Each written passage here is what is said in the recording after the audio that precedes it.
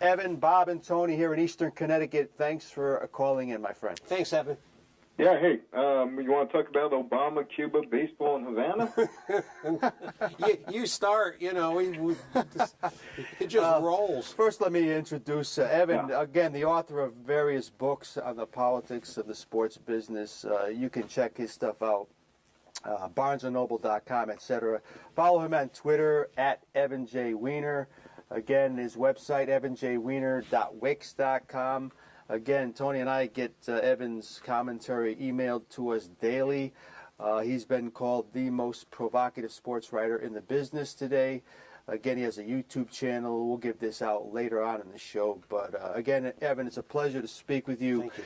And Tony and I, this is so up our alley because we're always intertwining politics and sports, and they call us cynical. We always said we have to get Evan on because this is right up his alley. And starting with some of your recent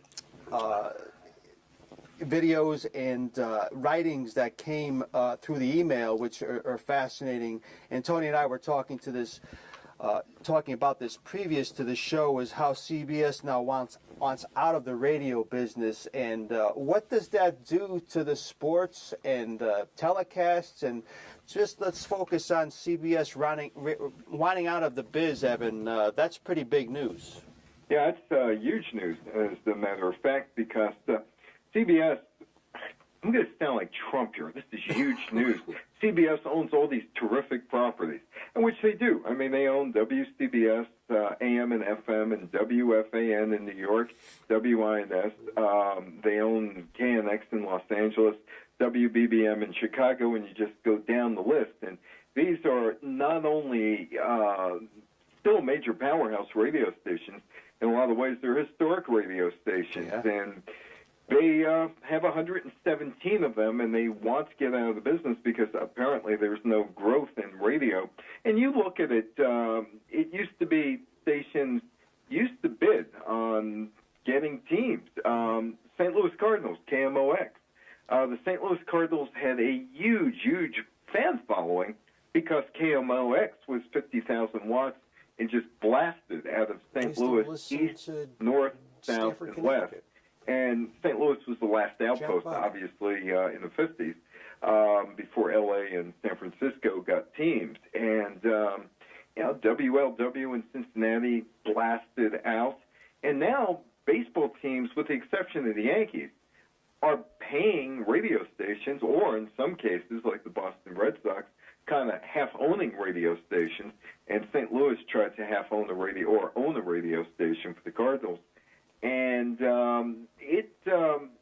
that didn't work. But now stations are doing all kind of deals where they're basically bringing the advertising in and just renting the time. Yeah, at one time, radio, if you look at it, radio brought everything into your home. And now most people under the age of 35 don't even own a radio. No. That's a great point. Evan, my father would tell me when he grew up, of course, just listening to Mel Allen, that was their entertainment center in their one-bedroom apartment was that radio. And, his father being a Yankee fan, it was just all of that. And, of course, that it never occurred to me, Tony, that somebody under 35 probably doesn't know what a radio is, basically a transistor or anything like that, isn't it? It's fascinating to me, but that was big news, and we were just talking before you came on, Evan. WCAU in Philly, we would stay up late to hear Harry Callis, Richie Ashburn do the Philly games if it was against the Mets or whatever, and just I guess it was our vehicle of listening to something afar. There was something to that made us exciting. But I guess that's been lost on a generation. But that was big news. And again, let me mention some of Evan's books, Tony, because they're pretty impressive ones. Again, he's written The Business and Politics of Sports, plus a couple follow-ups to that. Again, he wrote in depth about the Stern years, NBA, 1984 to 2014. A couple other, from peach baskets to dance halls and a not so stern NBA, and another book called America's Passion: How a Coal Miner's Game became the NFL in the 20th century. Again, check out those books on either Evan's website or go to Barnes & Noble, etc. Tony, question. And Evan, getting back to radio for a moment, I'm sitting in the Yankee offices. I work in the front office, and I hear about CBS perhaps not broadcasting the games. Do I care? How much do I care? Does baseball care? Because people still listen on the radio. Well, radio's not disappearing.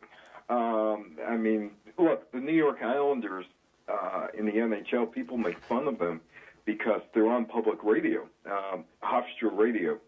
And if you listen to Hofstra Radio on Long Island, they have the best news department, college kids. Who go out there and cover news. And at one time, the Oakland A's were on a college radio station, and people made fun of them. I mean, but radio has lost its cachet. I mean, I love radio. I mean, I broke in 1971 as a 15-year-old on radio. And radio is intimate, and it's mobile, and you can bring it to the when I was a kid, you could bring it anywhere. In fact, when I was a kid walking through New York, especially in 1969 when the Mets won, everybody had a radio, and you could hear the Mets games. You just walked down the street. You didn't need a radio. And I've talked to old-timers in Brooklyn who told me you didn't need a radio in Brooklyn in the 1950s. Everybody sat out on their stoop. Remember stoops? They sat out on their stoops or their fire escapes and listened to games. Bryce Harper brought up that baseball's tired, right? And it's not keeping up with the times.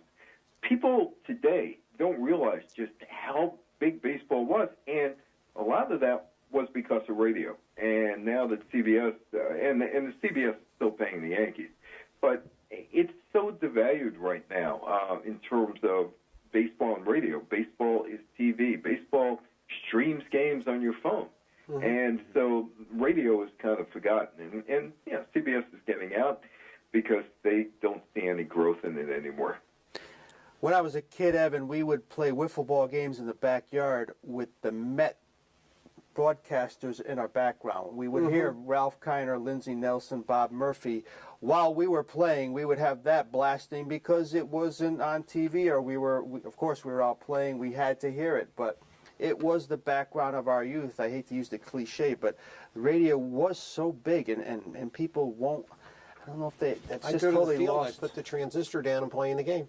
Well, Vince Scully in L.A. They used to bring the radios into the stadium. And so they could listen to them and watch the game. But that's the Los Angeles thing, That is, hey. But Vince Scully, a legend. But again, we're on the phone with commentator and author Evan Weiner. Tony. Well, we can kill baseball some more.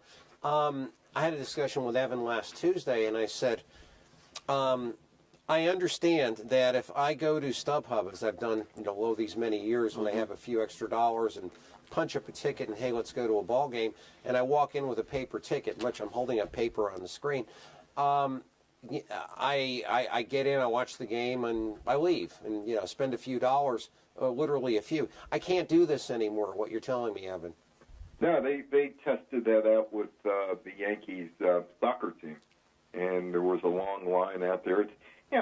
I understand they want to make sure they're figuring out those tickets, if they're being used or not. But, the thing that bothered me, the thing that absolutely bothered, and should bother everybody, is that when Lon Trust said those people who buy the tickets, you could get them literally for $3-4 if you wait 10, 15 minutes before a game. Well, they don't know how to act in these seats. It's like, how do you act at a baseball game? If you're a baseball fan, I'm thinking about this. I mean, I know what he's talking about because he doesn't want them in the seats. He wants them in the restaurant. And so he wants them in the restaurant. And he wants them to spend money, and the baseball fan's not going to spend money. They want to see a game. And the thing is, they've flipped it from, fans, and there are very few fans that go to games now, or sit in the big seats in the games. There are very few who do that. And, fans want to see a game because they want to see a game. They want customers who spend money in their restaurants and then buy all kind of crap. Overpriced baseball shirts that happen to have a logo on it and all of that. I remember when I was a kid, I once saw a Philadelphia Phillies batting helmet at Shoppers Paradise. I grew up in New York, and it's like, wow, hey, I'm going to get that. Oh, $3? I can't get that. I couldn't afford it. Yeah. Because I was 12, 8, 9, 10, 11 years old, whatever it was.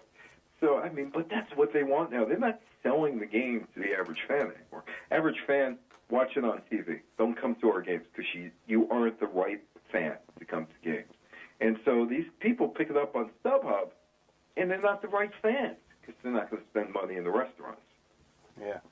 Exactly, and we experience this every year. We go down usually in the summer, Evan. We make a day out of it, and it's just great. It's just awesome for me just to kind of look at this landscape, Tony, and see the kind of fans. We walked into like the gym beam sweep. Yeah. Okay.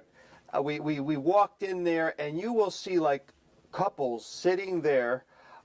Probably just a stone's throw from where their seat actually is, Evan, but they're just looking at each other, talking with each other, not even looking at the TV that's in that same room, but they are just eating and imbibing, and that's exactly what you just referred to.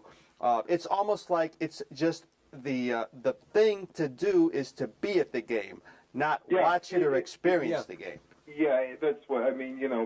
Half the people have no idea why they're at the game. Except, hey, I'm here. It is. I'm here. I could meet my friends. Maybe we could do some business here, and maybe we could talk about. Hey, we're at the game last night. It's before the renovations at Yogi Berra's museum in New Jersey, over at Montclair State. I took my wife's cousin there because, I used to bring people to New York. We used to go over to Yogi's place because there was that possibility you'd meet Yogi because Yogi was always at the museum. And and I knew Yogi, and I knew him from the museum, and I didn't know him, as the baseball manager or the baseball coach. I knew him as the proprietor of the museum. And I spoke there quite a few times as well. But there used to be, like I said, they've done the renovation. There used to be a huge mural in Tiger Stadium, and I don't know who the pitcher was for the Tigers, but I do know Yogi was hitting. And it was taken. The picture was taken in the stands, and it was taken from the dugout area behind right field, or the right field dugout area, and you saw the people sitting in left field and behind third base. Every eye was either on the pitcher or catcher. No cell phones, nobody whining and dining customers down in those seats downstairs. Every eye was on the batter and the pitcher. And that's not the case anymore. I mean, I'm going to a game. Oh, why? I got these free tickets. It is fascinating. It's almost as if it's a place to hang out, and there's a game going on over there too. And the thing that amazes me is you watch younger women today, and they have they're very attractively dressed, the short shorts, the Alex Rodriguez T-shirt, and I'm thinking, in my day, the only girls that went to ball games were like almost very mousy sorts with the eyeglasses and the chains who carried scorebooks. And there's only a few of them.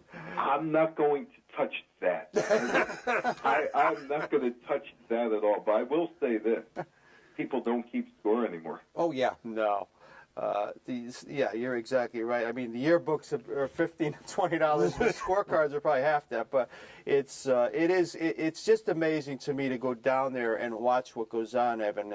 And again, on the phone with Evan Weiner, and I have to touch on, we talk about this a lot on this show, about seat licensing, Evan, and about the Jets. The Jets were probably one of the major culprits in this part of the country. But just your comments about the politics involved there, the morals involved there, and it's just another a way to gouge people. I guess they can do it legally. Yeah, you know who came up with the idea? Who's that? We're personal seat license in New York. No idea.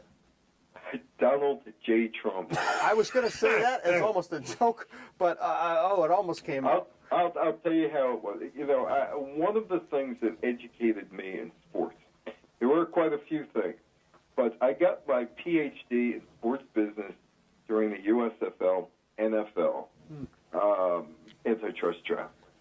And you learn a lot being in the trial because everybody's under oath. And I spent 6 weeks with Trump, every day with Trump, 8 hours a day. Lived to talk about it. And I knew Trump from boxing and other things. So I know Donald. I mean, I really do. Mm-hmm. And that's a source of frustration when I hear people talking about him, because here in New York, if you were any kind of reporter in New York covering news or sports, you know the real Trump. But anyway, that's another story. But we do talk about it at press club meetings, and we just shake our heads, saying, "What? How? How?" But anyway, Trump. There was a guy by the name of Mr. Music, M-U-S-I-C-K, Mr. Music, and do you know the junkyards across the street from Shea Stadium? Yeah. Well, it's remember those? Yeah. Well, Trump wanted to build a condominium stadium on the junkyards. And what he wanted to do, it would have been a football stadium, probably 75,000. And 2/3 of it, he would sell the seats as condominium. You own the seats and then pay a maintenance fee, and 1/3 would go to the everyday people. That's where, at least, that is the first time I knew about personal seat licensing, through Donald Trump during that trial where Mr. Music... I laugh at that trial because Howard Cosell spent 3 hours on the stand talking about Chuck Sullivan, the Chuckaroo, doing the Michael Jackson victory tour or Michael Jackson tour with the Jackson 5 or something, and Chuckaroo in his cowboy. I mean, that trial was educational, but it was pure entertainment. I got to be with Donald Trump every day before Donald got polished, but he was the first guy who really wanted to go with the personal seat license. And I could actually say he could claim that as his own idea. I don't know if it was his idea, but he was pushing that. He was going to build a stadium. The Generals, hey, it was going to be terrific. It was going to be best. He was going to build a beauty. Nobody builds stadiums better than Trump, right? Mm-hmm. And he was going to go in the NFL. He was going to have the best team. He's going to have the best quarterback. He's going to have Jim Kelly's quarterback. He's going to have Herschel Walker as the running back. They're going to go into the NFL. And Jack Pardee was going to be their coach, and they were going to be great. It never happened. And the stadium was never built because the USFL won the trial but lost the money, and it was $3, and it became an ESPN 30 for 30 small potato. It's and there you go. It's the money generated, Tony, is amazing, and we constantly talk, Tony and I, Evan, about the saturation point of these salaries and everything. Are the TV revenues still that high? And we're losing a generation of fans, as you said.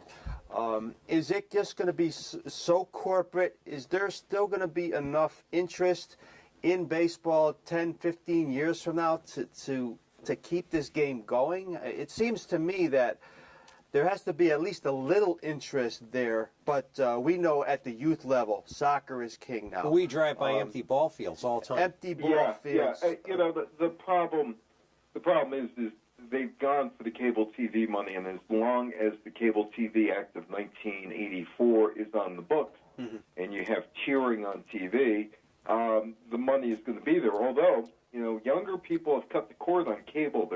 ESPN has lost 6 million subscribers. So has everybody else, for that matter, because younger people don't want to pay for cable. There's a lot of streaming, and I think these companies are going to be looking to do something else in terms of selling direct to customers through their phones. Something's going to have to give. But more importantly for baseball, whoever did the survey last year, baseball was skewing out at the age of 56. And that's Sorry, not good for the future of your business if your average age is 56. And, you look, when baseball was king in the 1950s, and let's take the year 1950, because it's half century, baseball was 1, boxing was 2, and horse racing was 3, and followed by college football, and whatever else was put together at that point. The NFL just was coming off a merger with the All-American Football Conference. But baseball is absolute king. I mean, I give a talk now about baseball, and I talk about, and my friend John Joseph, who's a comedian, suggests that I do that because he did a routine with his partner of the Abbott and Costello routine, Who's on First, which Abbott and Costello bought from a guy named Musto for $15. Because he didn't know what to do with it. And it took them a year and a half to figure out what they were going to do with it before they perfected it. I talk about that. Talk about taking me out to the ball game. Talk about Casey at the bat. You had to read Casey at the bat in elementary school, or at least I did. I think I did also. And it was culture. And then in the 60s, the Donna Reed show, the Mr. Ed, to the Brady Bunch, baseball people would appear on those shows, and all of a sudden it disappeared. Mrs. Robinson may be the last mainstream song talking about baseball. Joe DiMaggio, and that was, 1966? 67. Now, subsequently there was Terry Cashman talking baseball. Yeah, I was going to say Terry great Cashman. with baseball fans. And then there was Center Field with John Fogerty, which is the last, but it wasn't a great hit. And the movies, you had Bull Durham. You had a few of them in the late 80s, Bull Durham. And you had Field of Dreams, and you had League of Their Own, and The Natural, and that's it. There hasn't been anything since then. The Bad News Bears was a cute movie in the 70s. Chico Bell's Bonds, sponsoring the Bad News Bears. But, the thing is, in the culture, baseball's lost it. It's not in the culture. LeBron James is important. Kobe is important. Anything dealing with football is important. That's where the kids are gravitating to soccer, to hockey. I mean, I pass baseball fields here in Westchester, in a place like Scarsdale, very well heeled. Yes. The baseball fields are absolutely clean of garbage. Means nobody was on them. Yeah. We've done the same in Stamford, Connecticut here, behind Tony's old schools, and it almost I'll brought be up in tears. Stanford on Wednesday speaking at 2:30. Oh, wish I'd see you. Yeah. And what am I talking? And I am talking about baseball because the season's starting, and this is for a group of seniors, so they understand it. If I gave it to a bunch of college kids, they wouldn't understand it. No, absolutely not. Again, Tony, we've got about a minute left with Evan. Last question. Evan, your all-time favorite sports movie? Slapshot. Ah.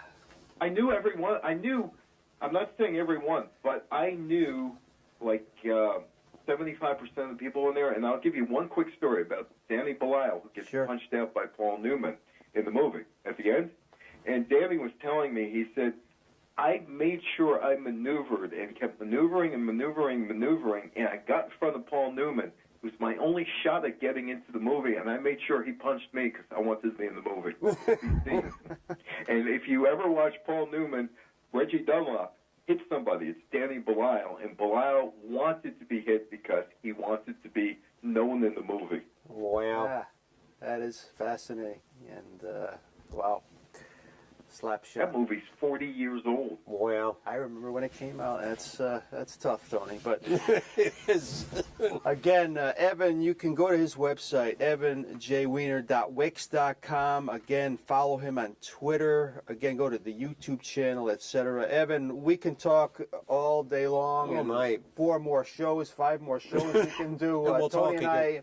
we'll do it definitely down the road because we can't get to the amount of topics that we have listed here. But we thank you for your time tonight. We'll continue to stay in touch and hope to talk in the near future once again. Yeah, hey, it's fun. All the best, friend. Good night. Thanks Okay, for good night. coming on. Take care.